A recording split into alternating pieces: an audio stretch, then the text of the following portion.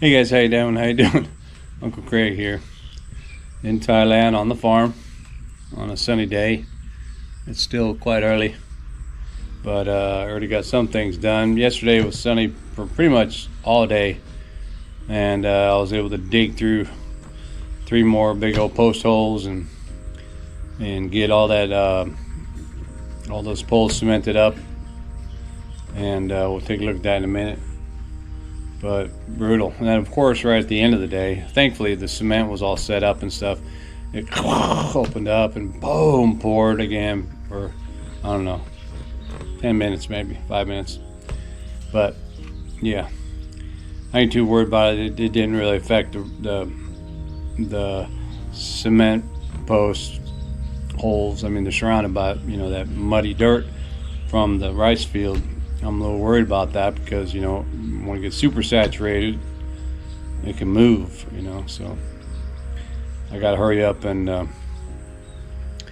tie all that together. You know, there's 5 poles on both sides, all weld bar across the top, holding individually across each other. But then I want to do it lengthwise also. So basically, the whole grid. So if it's got to move, it's got to move the whole thing, you know. The one side I saw, the far side, because the dirt was lower, I did have to dig a little deeper. So there's 2 or 3 of them, I think, maybe 2, that are a little bit lower than the one on the other side. So I'm gonna have to, in order to make sure the bar is level, I'm gonna have to add some cut bar pieces at the top. Shouldn't be a problem. But it was nice, and it was nice today. We went out actually yesterday, and I worked actually, I mean, I got a lot done, but I started at like 6 in the morning. So by 12, I think, just before 12, good 6 hours nonstop digging and hoiking and mixing cement. I got her done, and then about 1 o'clock, I think it was, we went out to the city, and because we got the camping pit games, so to speak, or the, you know, these northern region sport games going on, just like they had that road rally the other day. But now it's just all kinds of sports, and I think Chiang Rai was playing camping pit, and so we wanted to go up there and see it real quick, or my wife did, because there was a movie star on the Chiang Rai team. So, and it was pretty good. It was a pretty packed house, a community basketball gym up there, you know, old school kind. But it was still pretty cool. I have actually, I took a little bit of footage of that. Maybe I can show you some of it.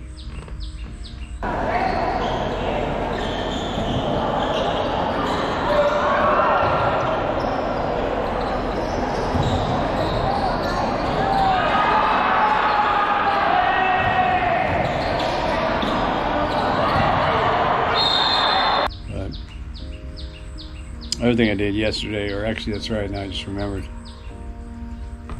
My trap, I was back there on the irrigation canal, and I saw there was more water in the canal. So the day before yesterday, actually, shoot, that's right, I put the trap in there, fixed it up, put the trap in there, and I was going to check it that night because I put it in the morning, and I forgot to check it at night, and that was the night before last. So the trap's been in there for 2 days, which I don't like. I usually, you know, want to check it every day, because if there's something in there that's moving, you know, that constantly normally would move, maybe it'll die or something. I don't know.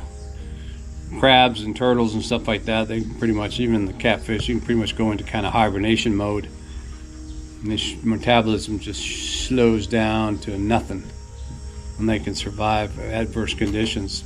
It's pretty amazing. I remember when I lived on Saipan, they had coconut crabs. You know, you might have seen a video or something of these, not my videos, but they're the giant crabs. They're huge, you know, the size like a trash can lid, you know, big old crabs. And we were out one night driving midnight or something like that, dirt road, you know, drinking probably or something. But anyway, a big old crab crossed the road. Was crossing the road, and I jumped out and caught it, you know, picked it up. It was a big one, so you can and it was the season. You can have, I think they got to be, the belly has to be 5 inches or something. I don't know, but it was pretty big. So we grabbed it, put it in the truck, or put it in the cooler, the beer cooler, and then got it home. And I think I put it in the freezer, in the refrigerator. Put it in the freezer, and then I think it was in there for a couple of days. And then we was gonna barbecue like we normally do on a weekend or something. And I took it out and I just put it in the sink, let it thaw out, and we're sitting in the kitchen. I could hear this clicking. I was like, what is that clicking?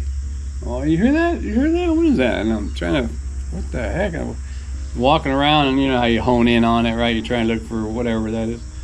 That crab was clicking and basically came back to life.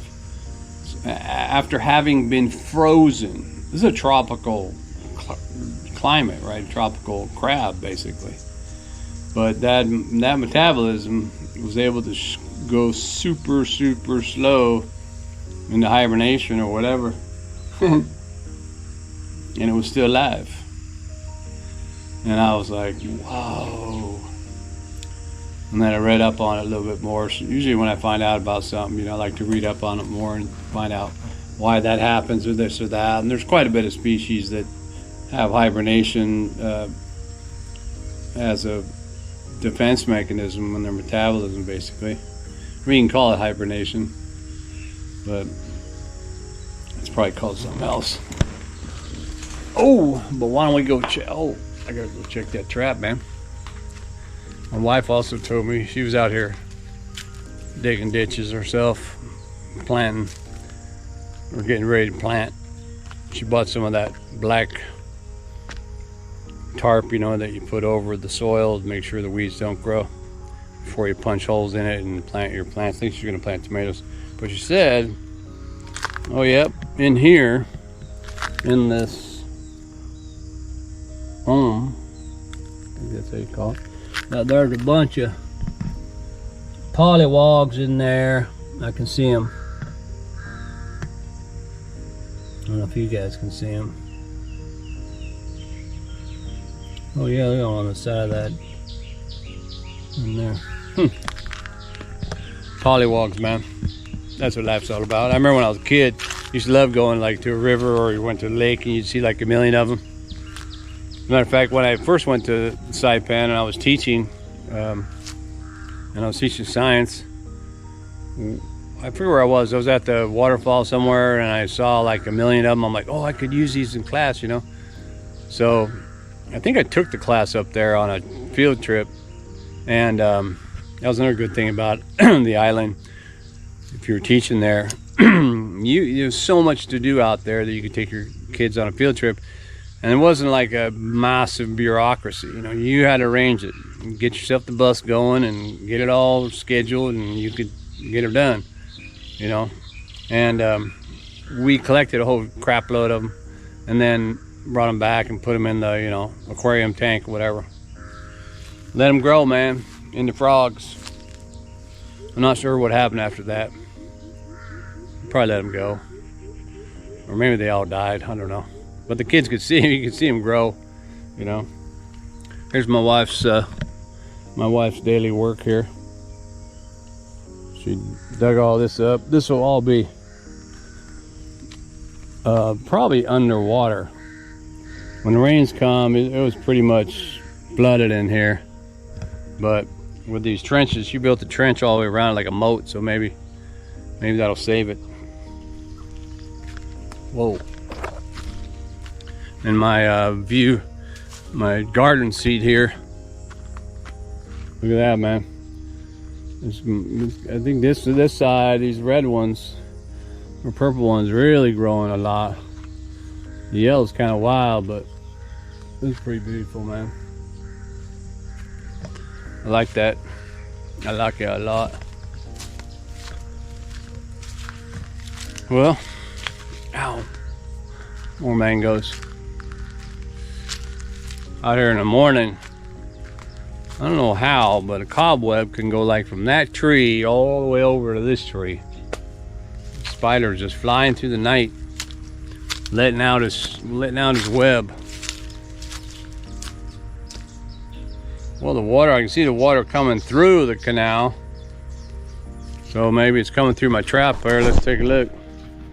Put my tripod legs down on this baby. Whoa. Alrighty. Normally I would wear my boots, but I think I'm becoming more accustomed to I don't care. It's only mud.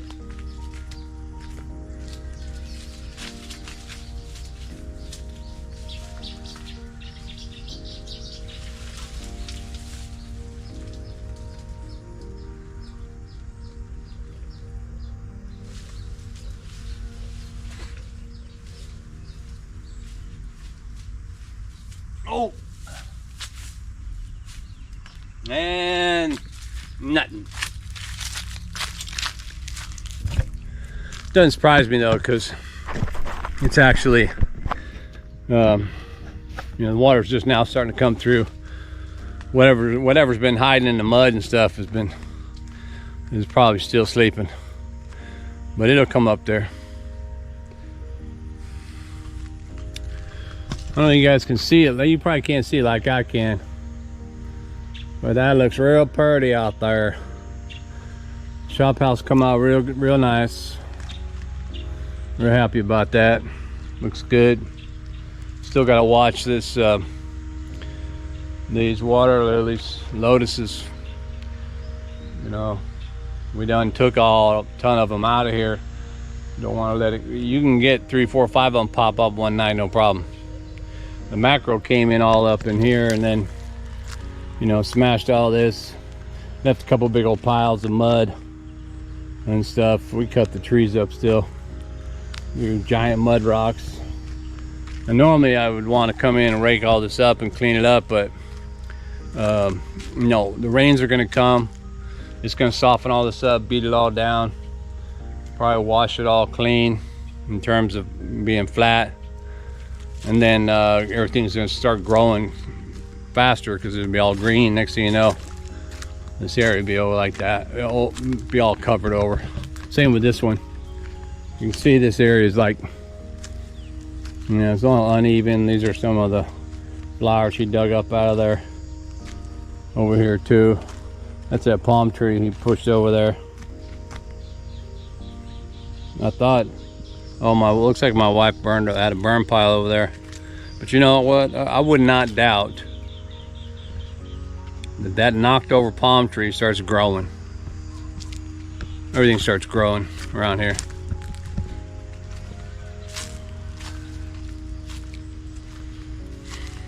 Which is a good thing.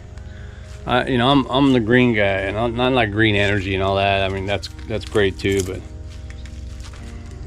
I moved from the desert. I want the green and the flowers. I dropped a bag of cement off here because I'm gonna mix it up here so that I can fill in all these cracks and level this out. I'm gonna put brick right there to square this up again so I can actually have something in there.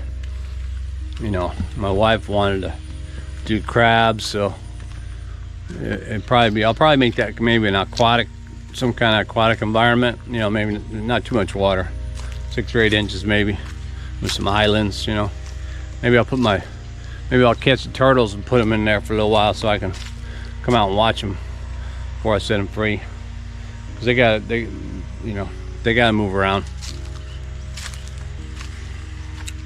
I mean, you go to some of these farms and stuff, like the tourist farms, Smoot Pecan and those kind of things, and you'll see a million of those slider turtles, and they're just sitting on a log and they'll sit there all day. But those are usually pretty big areas, because those turtles, they need to swim, they like to move, usually at night.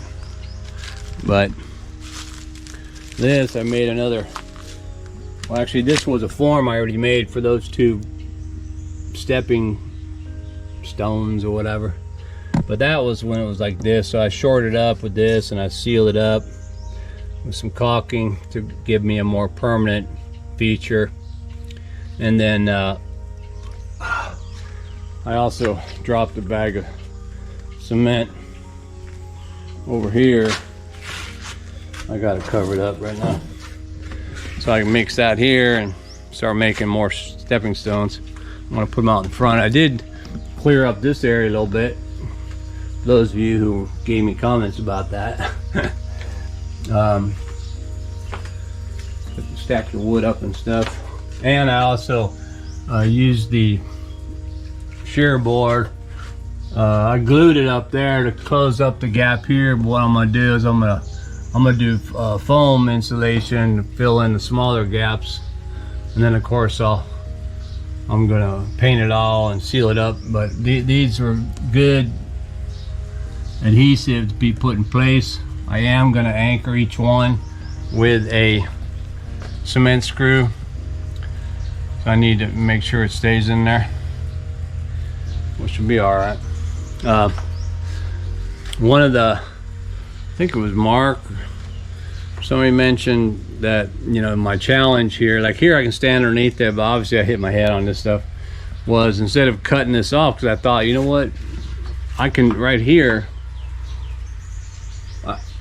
I can cut like this, still leave this welded here and cut like this,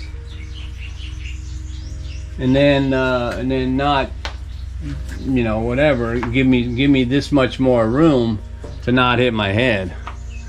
But he was thinking instead of cutting that and cutting that, whatever, maybe it's easier to make the floor lower. Which when they said that, I was like, you know, why did I think of that? But then, you know, when I cleaned it up, I remembered that I have the septic there, and also this is all paved as well. So I'd have to bust all this up in order to, you know, in order to resituate the level. So I don't know.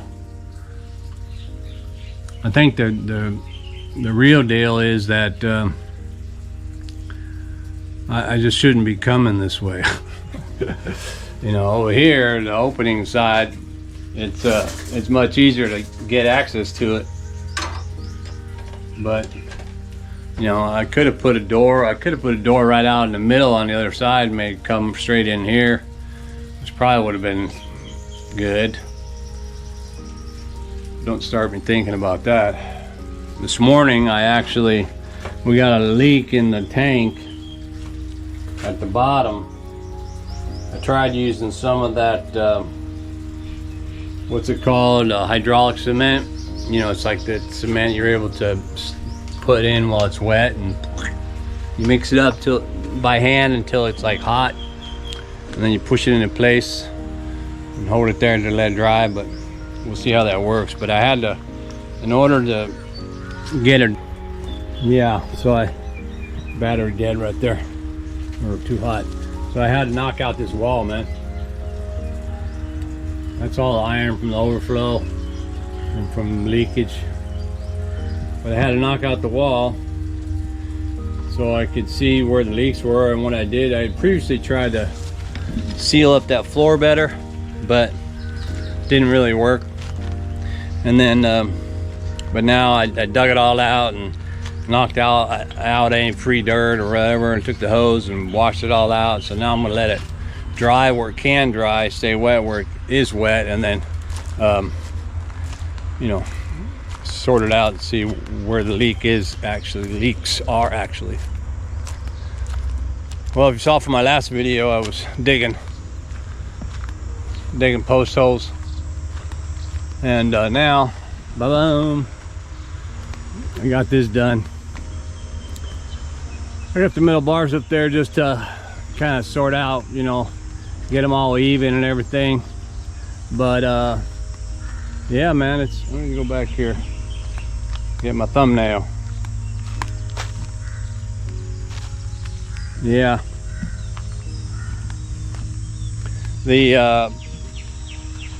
like I said, this side was, you know, softer or whatever. I needed to go deeper, which meant that the post needed to be lower. So I'm gonna have to add, you can see right here, I added bar in there. I haven't welded anything yet, but I'm gonna. But you know, you got what, 1, 2, 3, 4, 5, 10 poles. So do the math there. That's what, 10. You got a weld on. There's probably 2 welds for each pole. That's 20 welds.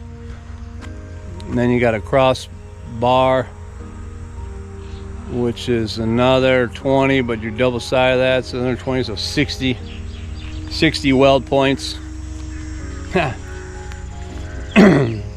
Not sure I want to do that when it's high noon in the sun, but you know, this